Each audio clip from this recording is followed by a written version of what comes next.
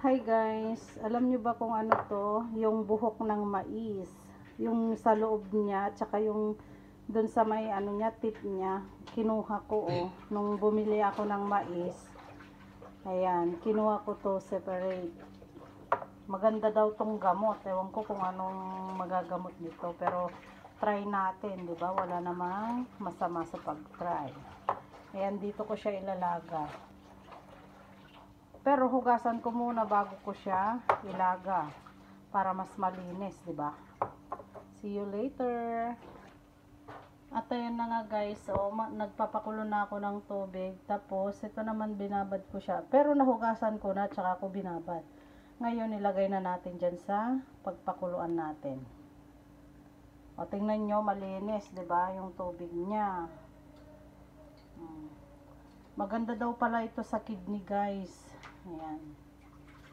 Lilinisan niya yung kidney natin. Magandang inumin. Tsaka yung mattress, sabi nila.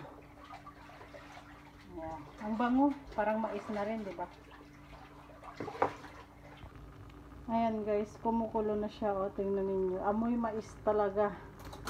Pero syempre, galing na siya sa mais, di ba? Kumukulo-kulo na siya, o. At parang nag-iba na rin yung yung kulay ng tubig. Ang bango. Masarap daw to. Kaya pakuluan ko nga. Gamot. Ayun na guys, ayos na to. Tingnan nyo yung tubig niya.